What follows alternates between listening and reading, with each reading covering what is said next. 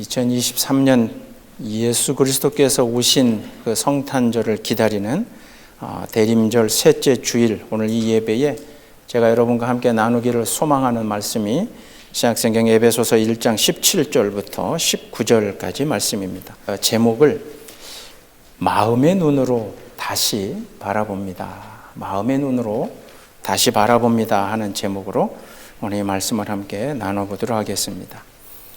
성경을 읽고 이렇게 묵상하다가 보면 그냥 이렇게 쭉 읽어 가실 때 막 넘어가다가도 그게 이제 모르겠습니다. 우리 마음에 일어나는 일 때문인지 성령님이 붙잡아 주시는 건지 아니면 내가 다른 생각에 빠졌는지는 모르겠지만 그냥 평소에 쭉 읽어가던 그 말씀이 언제 어느 순간에는 딱 그 지점에서 그 말씀을 읽는 내 눈과 마음과 생각이 딱 멈추는 지점이 있습니다. 그냥 평소 같으면 이게 이런 말씀이지 하고 넘어갔을 텐데 어느 순간에 딱 그 단어 하나에 아니면 그 구절 하나에 내 시선과 내 모든 것이 딱 멈춰지는 순간이 있습니다. 오늘 본문으로 제가 선택한 에베소서 1장, 특히 그 본문 가운데서도 제가 18절에 있는 너희의 마음의 눈을 밝히사, 너희의 마음의 눈을 밝히사라고 하는 이 구절에 제가 잠시 눈이 딱 멈춰 서면서 도대체 이거를 그런데 그냥 우리가 늘 생각하면 이게 그런 말이겠지 하고 넘어가는데 왠지 모르겠는데 지난 한 주간에 제 눈과 마음을 이렇게 사로잡는 말씀이 너희의 마음의 눈을 밝히사. 바울은 에베소 교인들에게 이 보내는 편지 가운데 지금 간절히 바라고 원하는 게 당신들의 마음의 눈이 좀 밝아져서 그 18절 이후로 나오는 하나님이 특히 주님이 당신들을 선택하시고 부르신 그 소망이 뭔지를 좀 알고 그 부르심을 받고 이곳에 와 있는 함께 예배드리는 우리가 받을 영광의 풍성함이 얼마나 큰 것인가를 좀 우리가 알고 그리고 우리를 부르신 그 주님의 능력이 얼마나 큰 것인가 그것을 알게 하기 위해서 여러분들의 눈이 에베소 교인들의 여러분들의 눈이 마음의 눈이 좀 밝아지기를 원합니다 하는 이제 그런 맥락으로 이 18절에 마음의 눈을 적어 놓았는데요. 제가 한번 그런 생각을 해봅니다. 그냥 막 읽을 때는 우리가 이해되는 것 같은데 도대체 마음의 눈이라는 게 뭔가? 그리고 마음의 눈이 있다는 것. 우리 육체의 머리 가운데 있는 두 눈을 통해서 세상의 모든 것을 바라보는데 그러면 마음이라는 것은 도대체 어디고 마음의 눈이라는 것은 도대체 어떤 의미인가? 근데 우리는 이거 고민하지 않고 일상에서 늘 그렇게 사용합니다. 어떻게 표현하냐면 마음으로 봐야지. 마음으로 보면 그게 보여. 우리 가끔 이런 얘기 하잖아요. 조금 쉽게 말씀드리면 집에서 평소에 말 엄청 안 듣던 아이가 갑자기 막 방을 청소합니다. 그리고 설거지 한 번 안 하던 아이가 막 갑자기 설거지를 해요. 그게 내 눈에 보여요. 그러면 그 장면을 보고 그 아이를 평소에 사랑하던 마음이 있는 사람은 이 아이가 드디어 정신을 차렸구나. 야, 대단하다. 근데 그냥 평소에 청소도 안 하고 설거지도 안 하니까 이 녀석이 미웠던 부모는 갑자기 이 아이가 청소하고 막 설거지를 하면 뭐라 그래? 너 뭐요? 너 뭐 잘못했지? 너 뭐 사야 되냐? 돈 필요하냐? 이거 왜 이러지? 똑같은 현상이지만 그 현상을 바라보면서 눈앞에 펼쳐진 일을 바라보면서 육체가 가지고 있는 눈으로 바라보는 정보는 눈으로 데이터는 눈으로 들어오지만 그것을 분석하고 판단해서 뭔가 그 다음 내 리스판스 내 반응은 사실은 어디에서 나오냐면 마음에서 나온다는 거죠. 그러니까 단순하게 내 눈앞에 지나가는 것을 내가 바라보는 것 거기서 멈추는 게 아니라 마음의 눈이라고 하는 건 다른 한편으로는 그러니 당신이 바라보고 있는 것에 대한 판단과 분석과 이거를 네 마음에서 어떻게 하느냐. 단순하게 제 이야기가 아니라 예수님이 마태복음 6장 21절에서 그렇게 이야기를 하죠. 그 보물에 대해서 얘기하면서 네 보물이 있는 곳에 뭐가 있다? 네 마음이 있다 그러잖아요. 관심이 가는 것, 신경이 쓰이는 것, 그 다음에 그것을 막 바라고 원하는, 즉 마음을 어디에 두는가에 따라서 내가 지금 바라보고 있는 것에 대한 해석과 판단이 달라질 수 있다. 이제 그런 맥락으로 우리가 마음의 눈이라고 하는 구절을 놓고 오늘 이 말씀을 다시 한번 돌이켜보자고요. 바울이 이 에베소 교인들에게 이 에베소서라고 하는 이 편지를 썼을 때 바울은 로마 감옥에 갇혀 있던 상황입니다. 자기는 갇혀 있지만 이제 막 믿음을 시작한, 그리고 교회라고 모여서 예배드리기 시작한 그 에베소 교인들에게 바울이 열심히 편지를 쓰는데, 에베소서 이 전체의 내용 가운데 담겨 있는 주제는 한 가지입니다. 그게 뭐냐면 이제 막 믿기 시작한, 그리고 이제 막 예수 그리스도를 유일한 메시아여 구세주로 고백하여서 함께 모여 예배 공동체, 신앙 공동체로 모여서 예배 드리기 시작한 그 에베소에 있었던 교인들의 여러 가지 눈앞에 펼쳐지는 일들을 바울은 자기가 갇혀 있음에도 불구하고 그 교인들을 생각하고 염려하는 마음이 컸던 겁니다. 그 에베소 교인들이 겪어야 될, 해석해내야 될 첫 번째 일이 뭐냐면 자기들에게 복음을 전하고 가르쳤던 바울이 지금 어디에 있습니까? 감옥에 있다는 거죠. 그냥 바울의 일이 문제가 아니라 바울도 예수를 믿었고 그가 예수를 메시아로 고백하고 그 예수를 우리에게 전했고, 그런데 우리에게 복음을 전했던 그 바울이 지금 어디에? 감옥에 있고 곧 죽을 위기에 있고 그 고난과 고초를 겪고 있다라고 하는 거예요.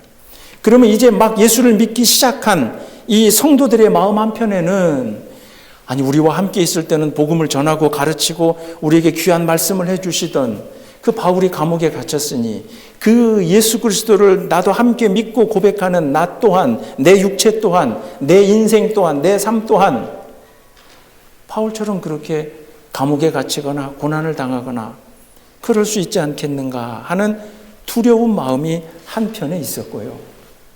또 이 에베소 교인들의 두 번째 문제는 어떤 거였냐면, 함께 예배드리자고, 함께 예수 그리스도 단 하나의 이름을 붙잡고 그가 유일한 메시아요, 그를 통해서만이 구원을 이룰 수 있습니다라고 마음을 함께하여 예배를 드리러 모인 그 자리 안에서, 그 신앙 공동체 안에서 자꾸 갈등이 있는 거죠. 이미 할례를 받은 유대인들, 그래서 태어나면서부터 하나님의 선택된 백성이라고 자기 스스로를 자부하던 사람들, 그러나 이제 그런 유대인은 아니지만 이방인이었지만 예수 그리스도를 믿고 고백하면서 복음의 자리로, 구원의 자리로 함께 와서 같이 예배드리겠다고 하는 그 사람들이 유대인과 이방인이라고 하는 문제로 서로 이렇게 살살 그 안에서 갈등이 생기기 시작한 거죠.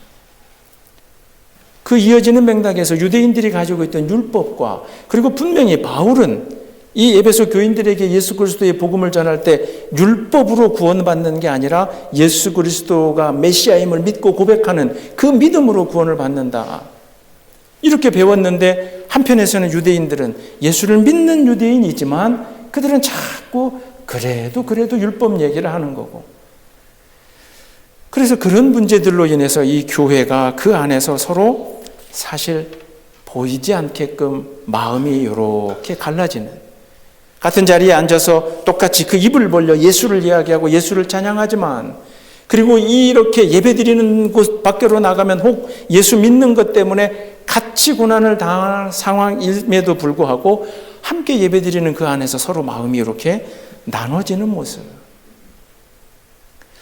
이런 모습들에 바라보면서 바울은 이 에베소 교인들에게 마음의 중심, 그리고 믿음의 확실한 뿌리, 이런 것을 다시 확인하면서 굳건히 이 교회가 세워져 가기를 원하던 마음으로 이 에베소서라고 하는 에베소 교회에 보내는 편지를 기록을 합니다. 그래서 여러분들이 이 에베소서 6장까지 있는데 여러분들이 늘 잘 아시는 몇몇 유명한 구절들을 그 맥락에서 한번 생각을 해보면요, 에베소서 2장 1절에 그렇게 이야기합니다. 그는, 즉 예수는 허물과 죄로 죽었던 너희를 살리셨도다.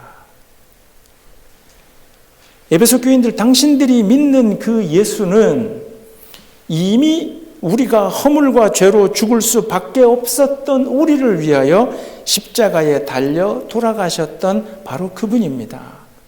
즉 이 이야기는 허물과 죄로 죽을 수밖에 없었던 우리의 과거, 그러나 그 과거를 뒤로하고 이제 주님의 십자가 죽으심으로 우리가 새로운 삶을 살았으니 믿음의 자리에서 여러분의 새로운 인생이 출발돼야 됩니다 하는 말씀이죠.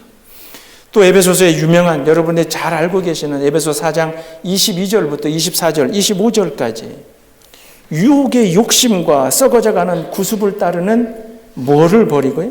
옛사람을 버리고 오직 심령이 새롭게 되므로 하나님의 그 놀라운 은혜와 평강 안에서 우리가 새 사람을 입으라 그러는 거죠. 그러니까 예수를 믿기 전에 함께 지금 신앙을 고백하기 이전에 살았던 우리의 삶이 옛사람이라면 예수 안에서 우리는 새 사람으로 거듭나야 된다. 그 말씀이 또 에베소서 4장에 있는 거고요. 에베소서 5장 8절도 여러분들이 잘 아시는, 또 외우시는 말씀이잖아요. 너희가 전에는 어두움이었으나 그러나 이제는 무슨 자녀라? 빛의 자녀라.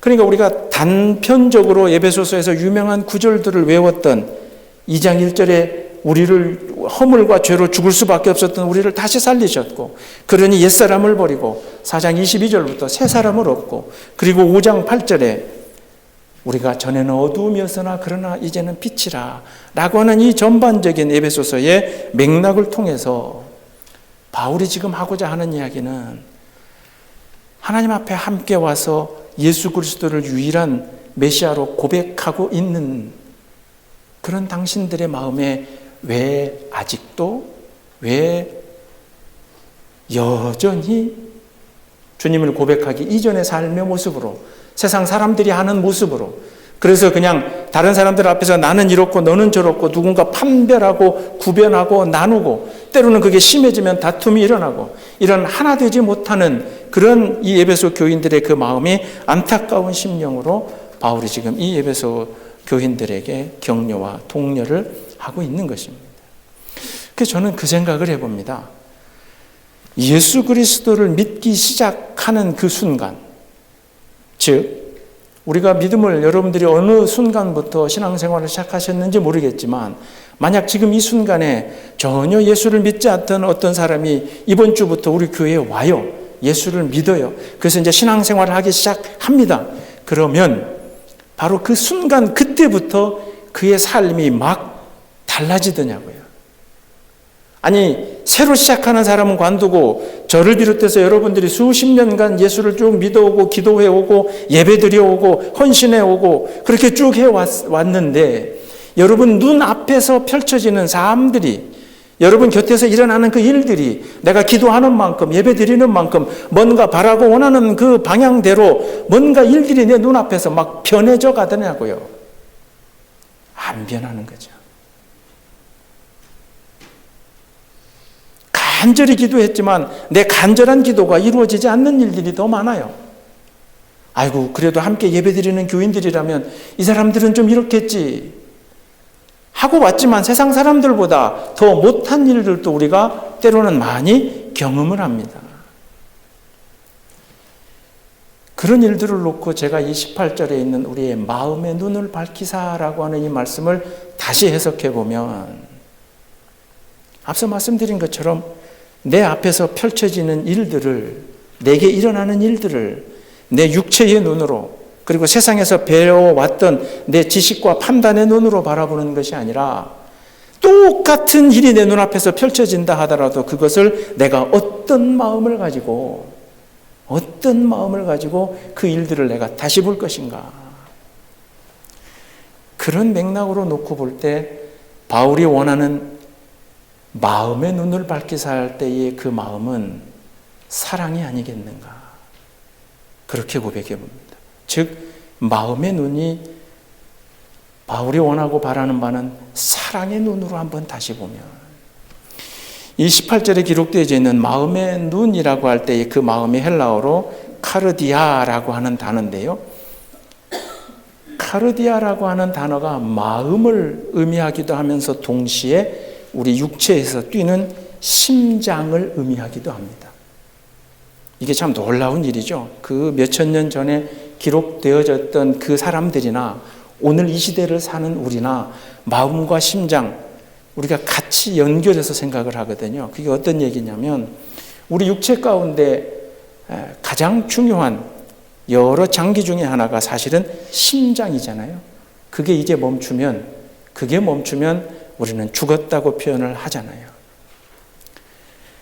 그런데 이 의학적으로 심장이 하는 일이 뭐냐면 여러분 아시는 것처럼 저희 집사람이 이제 이 심장 수술을 많이 하는 간호사라 제가 따로 교육받지는 않았지만 제가 지지 않으려고 연구를 좀 해봅니다. 그러면 이 중고등학교 때 배운 생물 시간에 배운 것도 있고요. 이 심장에는 2개의 심방과 2개의 심실이 있어요. 그래서 우심방, 좌심방, 우심실, 좌심실. 온몸을 돌았던 피가 우심방으로 들어와서 우심실로 내려가서 이 피가 폐로 들어가서 건강한 산소를 같이 묻어가지고 좌심방으로 들어왔다가 좌심실을 통해서 이제 온몸으로 반의사 같죠. 이 정도 얘기하니까. 내 온몸의 세포에 그 깨끗한 한 바퀴를 돌았던 더럽혀진 피가 들어와서 다시 깨끗해진 신선한 피로 내 온몸을 도는 역할을 하는 게 이 심장. 그런데 놀라운 것은요. 영어로 우리가 이야기할 때 그러지만 하트를 표현할 때 심장 모양을 표현하잖아요. 근데 이 하트를 표현할 때 이게 또 어떤 의미를 담고 있어요? 사랑을 이야기할 때 우리가 이렇게 얘기하잖아요. 이게 우리가 하는 이 하트, 요즘 한국은 이렇게 한다 그러더라고요. 좀 조그만하게. 이게 하트인데, 우리 마음, 우리 육체의 의학적인 기능을 하는 그 심장을 이야기할 때 하트라고 하고 이렇게 표현하면서 또 우리가 사랑을 표현할 때 그 사랑을 하트로 그 모양으로 표현하더라. 글을 놓고 생각을 해볼 때에 내 마음이라는 것이 어디에 있는가? 도대체 이 마음이라고 하는데 마음이 머리에 있는가 우리의 심장에 있는가 가만히 생각을 해보면 저는 분명하게 얘기 드릴 수 있는 건 아무래도 마음은 머리가 아니라 심장 같다. 왜? 마음이 사랑이라면 차가운 머리보다는 뜨거운 심장이 판단하고 분석하고 하는 그 모든 결단을 내리는 내 머리보다는 때로는 그것을 그냥 이유 없이 조건 없이 다 품어줄 수 있고 받아줄 수 있는, 그래서 우리가 심장을 표현할 때는 늘 빨간색으로 따뜻함을 표현하는 그 빨간색으로 심장을 표현하는 걸 보면 하나님이 육체적으로 내 육체가 기능해야 되기 때문에 우리에게 심어 넣어주신 이 심장이 결국은 우리가 가져야 될 사랑이 아닌가. 그래서 바울이 이야기하고 있는 너희 마음의 눈을 밝히사 마음의 자리에 심장 또는 마음의 자리에 사랑을 집어넣어 보면 사랑의 눈을 밝히사, 제발 유대인, 이방인 갈라져 있는 것, 율법과 복음 서로 다투는 것, 분명히 우리가 구원받은 백성임에도 불구하고 하나님 앞에 예배드림에도 불구하고 주의 이름을 목숨 걸고 이 시대에 예수의 이름을 부름에도 불구하고 자꾸 옛사람이 되어서 과거의 일로 이 함께 예배드리는 공간 안에서도 사람을 판단하고 갈라지는 그러한 모습 가운데 유일하게 필요한 건 사랑이 아니겠는가. 그러니 육체의 눈이 아니라 마음의 눈, 즉 사랑의 눈을 가지고 그렇게 모든 일들을 좀 다시 바라보라. 그래서 에베소서 5장과 6장에서 보면 아내와 부모와 자식, 아내와 남편, 상전과 종의 관계 새롭게 바라보라는 얘기가 에베소서 5장, 6장 이렇게 쭉 나오고 있는 거죠. 바울은 이 에베소서뿐만 아니라 빌립보서 1장 8절에 제가 생각하고 판단하는 이야기를 분명하게 그렇게 기록합니다. 빌립보서 1장 8절에 내가 그리스도의 심장으로 너희 무리를 얼마나 사랑하는지 하나님이 내 증인이시다. 바울이 그렇게 얘기합니다. 내가 예수 그리스도의 뭐로? 심장으로 그러잖아요.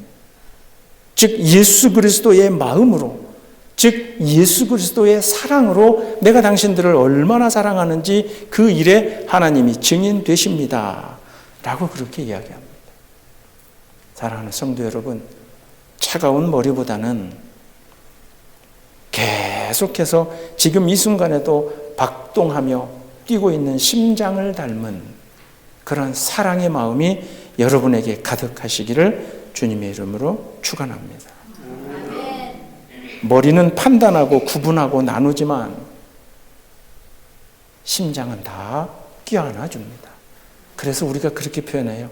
그 사람의 마음을 좀 읽으면. 그리고 그 마음을 읽는 일, 그 심장은 사실 다른 사람들에게 전달되어집니다. 사랑은 전달되어져요. 제가 머리와 심장을 구분해서 말씀드렸지만 가만히 여러분 생각해 보세요. 현대의학에서도 심장은 이식 수술을 합니다. 물론 심장을 이식 수술하면 수술해 주는 그 도너는, 심장을 주는 분은 생명이 끝나지요. 근데 여러분들 의학서적을 아무리 뒤져보세요. 현대의학에서 뇌를 이식 수술했다, 브레인 트랜스플랜트 했다라고 하는 아직 의학적인 그러한 사례도 있지도 않고 그건 불가능합니다. 그러니 이 사랑으로 대표되는 뜨거운 박동치는 이 사랑은 다른 사람에게 전해줄 수 있어요. 대신 전해주면 나는 죽지요. 내 심장이 끝나면. 그러나 생명을 살릴 수는 있어요. 그러나 내 머리는 아무리 똑똑하고 아무리 지혜, 지식, 뭐가 가득 차 있다 하더라도 내 머리는, 내 뇌는 다른 사람에게 줄 수 없어요. 현대의학 지금까지는요. 근데 저는 간절히 기도해요. 하나님, 그거 마지막 순간까지도 인간이 못하게 해주시옵소서. 왜요? 만약에 뇌를 옮길 수 있으면 세상에는 비슷한 종류의 인간들만 남게 됩니다. 그게 창조에 대한 도전이 될 수 있어요. 그러나 심장은 다른 사람에게 아직 살아있는 심장을 주고 내가 생명을 거둘 수 있는 것, 저는 그게 사랑이라고 생각합니다. 그러니 사랑은 나눌 수 있지만 비판, 판단은 나눠서는 안 돼요. 그게 전달되면 안 돼요. 미국에 온 지 여러분들이 저보다 훨씬 이제 오래되셔서 다 옛날 얘기시겠지만, 제가 이제 미국에 지금 11년 차인데요. 미국에 와서 한 3년, 4년 차 되니까 저희 집사람하고 저하고 변변한 수입이 없었잖아요. 집사람, 저희가 아직 영주권도 안 되고 그랬을 시절에.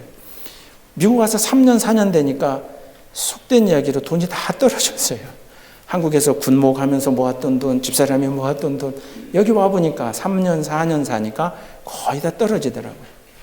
가까운 친척들에게 손을 빌리기도 어렵고 굉장히 어려운 시기가 한 3년, 4년 차쯤 왔습니다.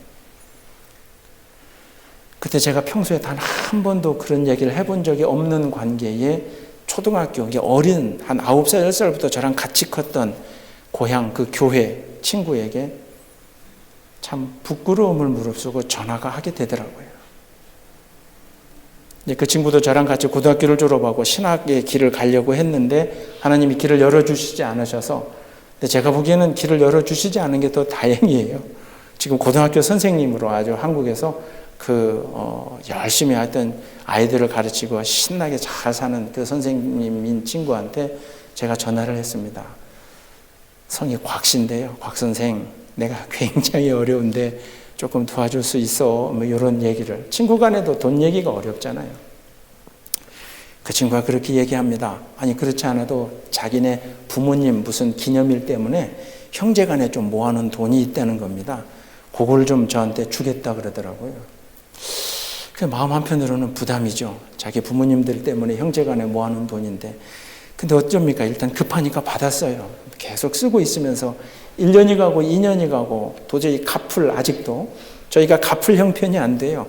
근데 한 3년쯤 지났는데 제가 너무 미안한 거예요. 그 친구에게.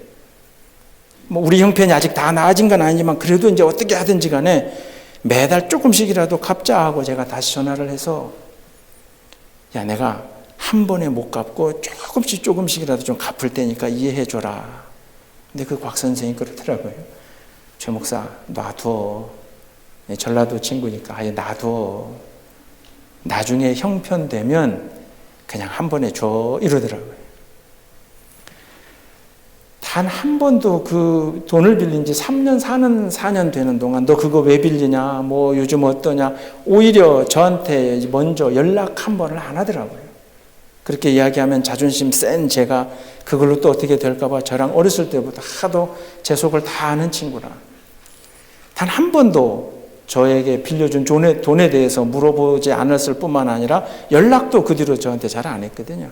그러면서 제가 조금씩 갚겠다고 하니까 괜찮아, 그냥 나중에 줘, 이러면서 전화 끊으면서 한마디 하더라고요. 저한테 그러더라고요. 네가 오죽하면 나한테 전화했겠냐, 네가 오죽하면 나한테 전화했겠냐, 그 한마디 하면서 끊더라고요. 그게 바로 마음을 읽는 거죠. 마음으로 돈을 빌린 친구를, 돈을 빌려야 되겠다는 친구를 멀리 미국까지 갔는데 단 한 번도 지금까지 그려본 적이 없는데 그 돈을 좀 빌려야 되겠다고 그 부끄러운 무릅쓰고 전화한 친구의 마음을 읽고 그 친구가 마음으로 제 마음을 읽고 네가 오죽하면 나에게 전화했겠냐. 제가 한 1, 2년 전에 형편이 좀 펴서 싹 다 갚았습니다. 싹 다 갚으면서 몇 년 이자까지 쳐가지고 이렇게 보내줬더니 화를 내더라고요. 내가 고리대금 업자냐, 뭐 이렇게 많이 보냈냐고 다시 저한테 나머지는 돌려보내겠다고 해서 아니 그냥 고향 친구들 네가 밥이나 사라 이제 그러고 말았습니다. 앞서 말씀드린 것처럼 사랑은 전파됩니다. 뜨거운 사랑의 마음은 다른 사람들에게 전달되어집니다. 하나님 앞에 예수 그리스도, 우리에게 보내주신 예수 그리스도가 하나님으로 이 땅에 오신 유일한 메시아임을 고백하면서 우리가 같은 자리에 앉아 있지만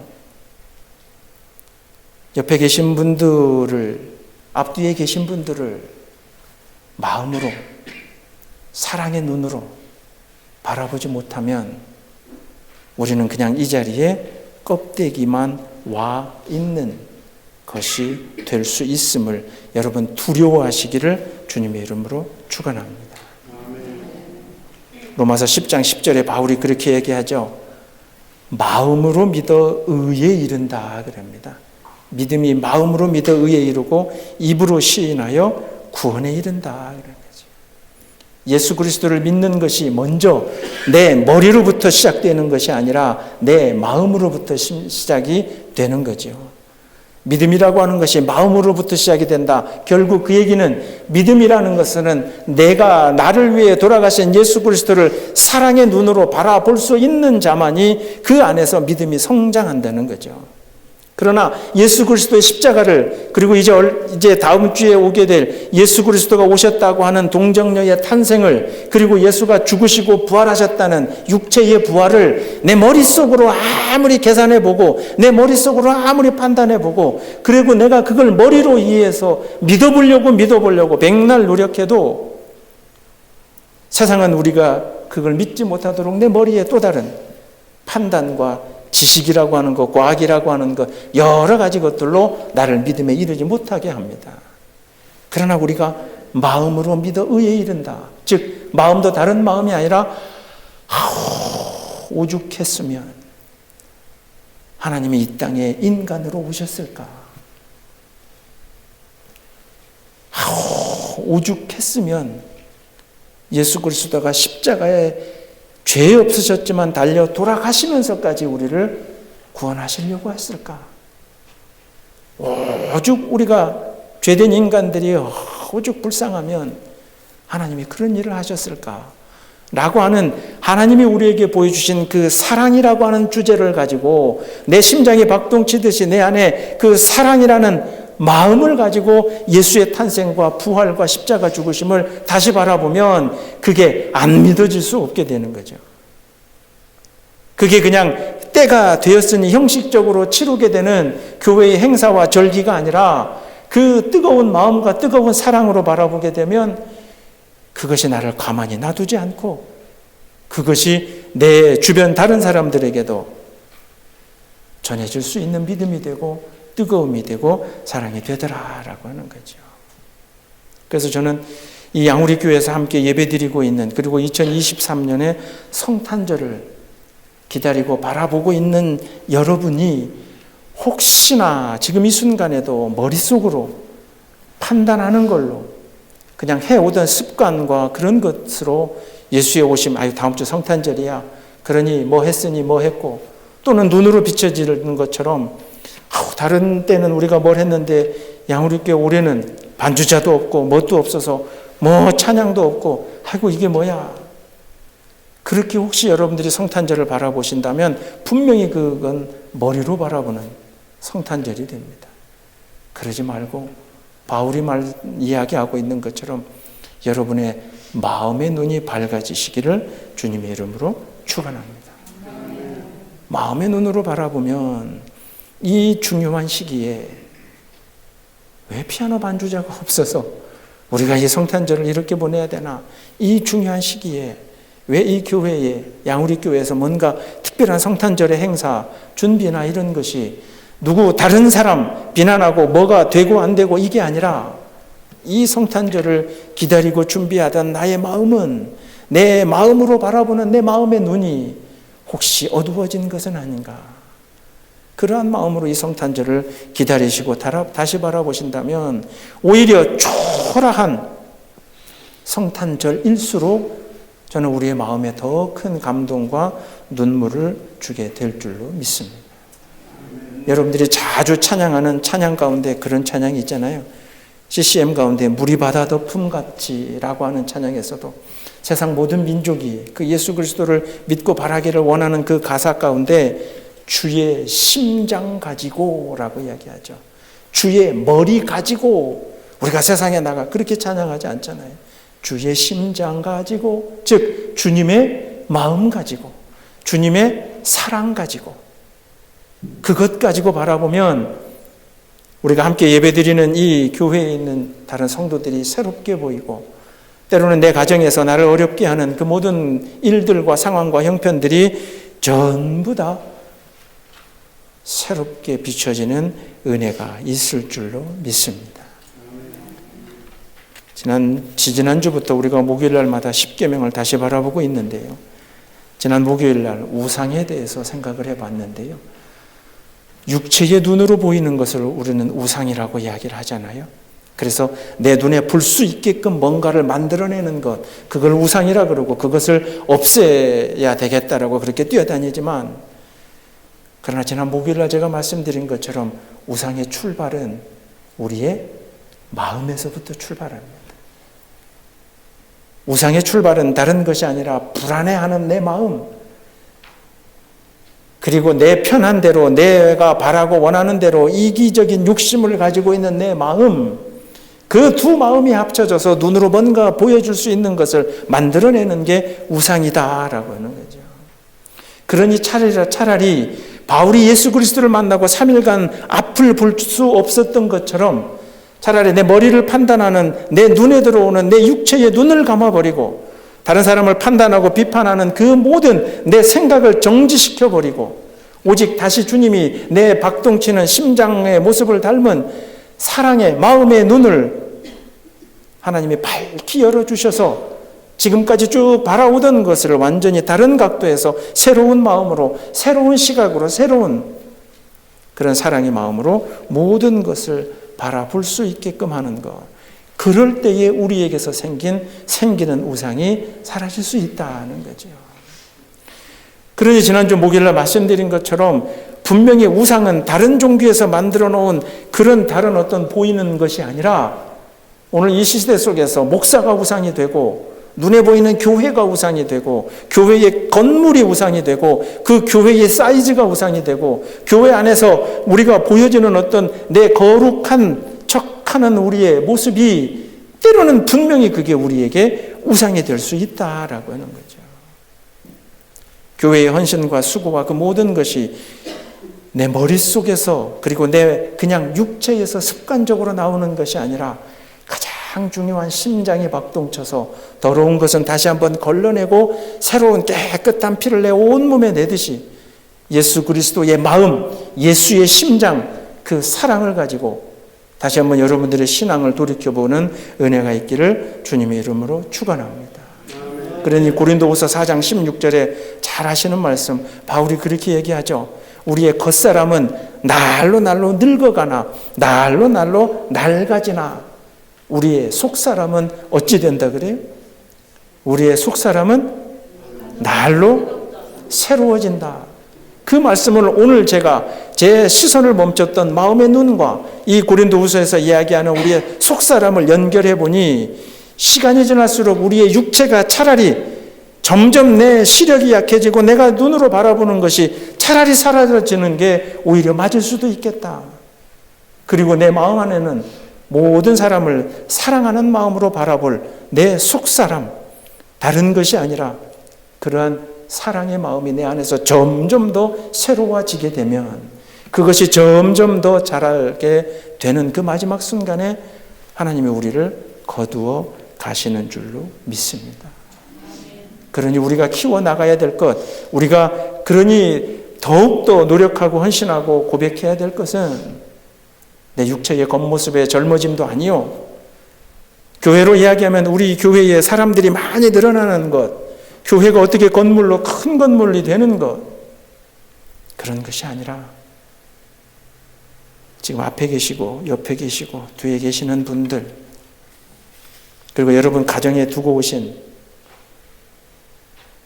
같이 하나님을 찬양해야 될 내 사랑하는 자녀들, 그러나 아직 하나님을 찬양하지 못하는 그 자녀들, 그들을 바라보는 여러분의 시각이, 시선이 육체와 뇌로 판단하는 것이 아니라 여러분 심장에서, 여러분 마음에서 사랑의 마음으로 그 모든 것들을 다시 바라보고 다시 해석해낼 수 있는 그런 마음의 눈이 밝아지는 은혜가 있기를 주님의 이름으로 축원합니다.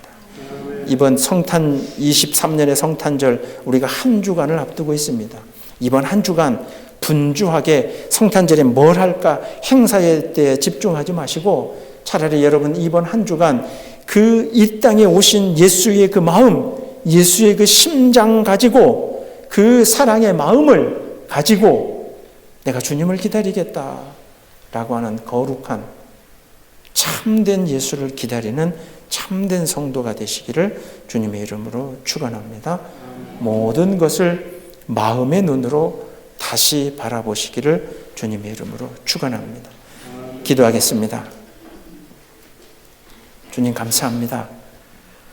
주의 심장 가지고, 주의 마음 가지고, 주님의 사랑 가지고 저희들의 인생을 다시 한번 돌이켜보게 하여 주시옵소서.